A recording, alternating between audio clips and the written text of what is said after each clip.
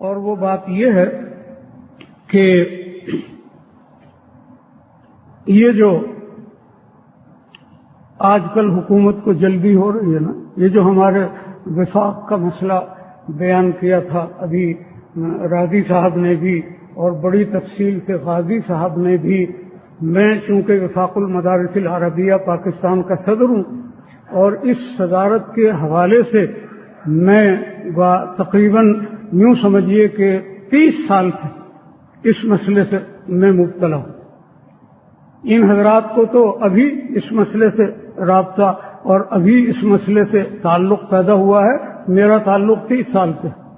آپ کو معلوم ہے جنرل ایوب میں بھی ان مدارس کو ختم کرنے کے لیے پروگرام بنایا، انہوں نے تو یہ کیا تھا کہ جناب ایک وفد بھیجا قاہرہ اور وہاں کے علماء سے مشورہ طلب کیا کہ یہ ہمارا مولوی جو ہے ہر معاملے میں ہمارے سامنے رکاوٹ بن کر آ جاتا ہے اور ہمارے فیصلوں کے لیے یہ ایک اچھی خاصی دیوار بن کر مشکلات پیدا کرتا ہے، اس کا کوئی علاج آپ بتائیں، ان کا کیا علاج ہو سکتا ہے؟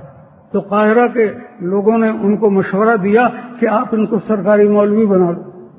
یہ سرکاری نوکری بڑی خطرناک چیز ہوتی ہے، ان کو آپ سرکاری مولوی بنا لو۔ سرکاری مولوی بنانے کی سبیل کیا ہے؟ وہ یہ کہ ان مدارس کو آپ سرکاری تحویل میں لے لو۔ جب آپ ان کو سرکاری تحویل میں لے لیں گے یہ سرکاری نوکری میں آ جائیں گے، سرکاری نوکری میں آ جائیں گے، پھر یہ تم کو مائی باپ بنا کر اور تمہاری ہر بات مانیں گے اور یہ کسی قسم کی کوئی مداخلت نہیں کریں گے۔ چنانچہ انہوں نے اپنے ارادے کی تکمیل کے لیے کچھ اقدامات تجویز کیے۔ اسی وقت وفاق المدارس العربیہ پاکستان وجود میں آیا، اسی وقت آیا، اور اس کے بعد بات میں مختصر کرتا ہوں۔ پھر جناب بھٹو صاحب کا دور آیا، پھر جناب ضیاء الحق صاحب کا دور آیا، پھر جناب بے نظیر صاحبہ کا دور آیا، اور پھر جناب نواز شریف کا دور آیا، اور پھر بے نظیر آئیں، اور پھر نواز شریف آیا، اور اب پرویز آیا۔ یہ تسلسل ہے۔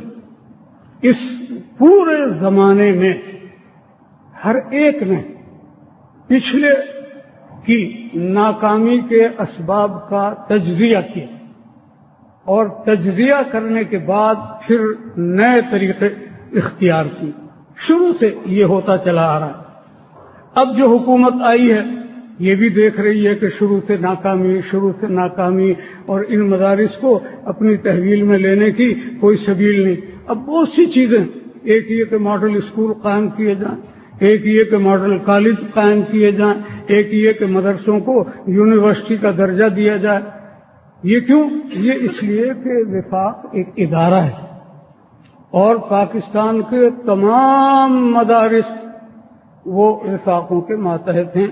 ہمارے مدارس کی تعداد 3/4 ہے اور باقی مدارس جو ہیں وہ کچھ بریلوی حضرات کی تنظیم میں ہیں، کچھ مودودی حضرات کی تنظیم میں ہیں، کچھ غیر مقلدین کی تنظیم میں ہیں، کچھ شیعہ کی تنظیم میں ہیں، 4 تنظیمیں اور ہیں، ان کے تحت وہ 1/4 آتے ہیں اور 3/4 یہ وفاق کے ناطے ہیں۔ اب وہ وفاق سارے مل گئے اور انہوں نے متحدہ ایک موقف اختیار کیا ہوا ہے۔ اس متحدہ موقف کا نتیجہ یہ ہے کہ حکومت کی کوئی سازش کامیاب نہیں ہوتی، لہذا انہوں نے کہا ماڈل اسکول قائم کرو، لہذا انہوں نے کہا کہ ماڈل کالج قائم کرو، لہذا انہوں نے کہا کہ جناب مدرسوں کو یونیورسٹی کا درجہ دو۔ اس کا نتیجہ کیا ہوگا کہ وفاق بے اثر ہو جائیں گے، لوگ ماڈل اسکول کے ساتھ الحاق کریں گے، لوگ ماڈل کالج کے ساتھ الحاق کریں گے اور لوگ یونیورسٹی بن کر وہ جناب والا اپنا ایک مستقل اور منفرد وجود قائم کر لیں گے اور حکومت کے لیے ان پر ہاتھ ڈالنا بہت آسان ہو جائے۔ یہ ہے اس تجویز کا خلاصہ۔ تجویز دینے والوں کی جتنی بھی بہتر نیت ہو، میں ان کی نیت پر واللہ العظیم کوئی حملہ نہیں کر رہا ہوں، لیکن یہ کہ اس نیت کے اچھا ہونے کے باوجود اس عمل کے نتائج یہ ہوں۔ آج بھاولپور یونیورسٹی آپ کے سامنے موجود ہے، آج آپ کے سامنے عالمی اسلامی یونیورسٹی اسلام آباد کے اندر موجود ہے۔ وہاں سے جو علماء تیار ہو رہے ہیں اور یہاں سے جو علماء تیار ہو رہے ہیں وہ امت مسلمہ کے کام کے نہیں ہیں. امت مسلمہ کو مقالے نہیں چاہیے، امت مسلمہ کو ریسرچ اسکالر نہیں چاہیے، امت مسلمہ کو ٹھیک وہ مولوی چاہیے جو دین اور اسلام کے علوم کی حفاظت کے لیے اپنی جانیں تک قربان کرنے کے لیے تیار ہے. اور میں پیشین گوئی کرتا ہوں انشاءاللہ ثم انشاءاللہ اللہ کی ذات پر بھروسہ کر کے کہ نہ ماڈل اسکول کی تجویز کامیاب ہوگی اور نہ یونیورسٹی کی تجویز کامیاب ہوگی اور نہ جناب والا ان مدارس کے اتحاد اور اتفاق کو ختم کرنے میں جنرل ایوب سے لے کر آج تک جتنی حکومتیں ناکام ہوئی ہیں یقیناً یہ حکومت بھی ناکام ہے، یقیناً ناکام ہوگی، اس میں مجھے کوئی شبہ اور کوئی شک نہیں. اور باقی یہ کہ بہرحال اللہ تعالیٰ فعال لما یرید ہے، اس کا فیصلہ کیا ہے، اس کے فیصلے کے سامنے ہم سرنگون ہونے کے لیے بالکل ہم وقت تیار ہیں. لیکن ہمیں امید ہے کہ ان جیسے حکومت کے جو لوگ ہیں بد نیت یہ ہمارے نصاب میں تبدیلی کریں. ان کا کیا ہے؟ انہوں نے کیا ہمارے مدرسے بنائے ہیں؟ کیا انہوں نے ہمارے مدرسوں کے اندر کتب خانے تیار کیے ہیں؟ کیا یہ ہمارے اساتذہ کی تنخواہیں دیتے ہیں؟ ایک ایک مدرسے کا کروڑوں روپے سالانہ کا خرچ ہے. حکومت نے کیا دیا؟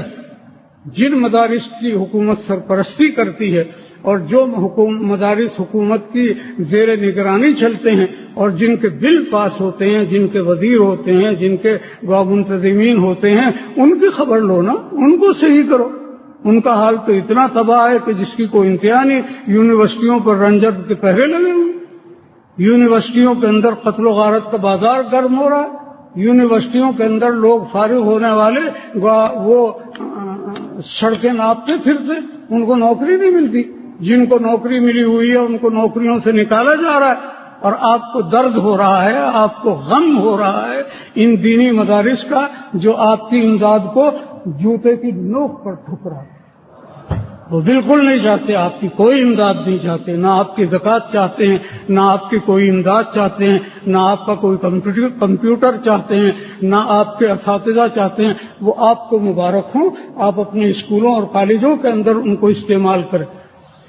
میں اتنی صراحت اور صفائی کے ساتھ آپ کے سامنے اس لیے گفتگو کر رہا ہوں کہ یہ جامعہ فاروقیہ کا اجلاس ہے اور میں جامعہ فاروقیہ کا محتمم ہوں.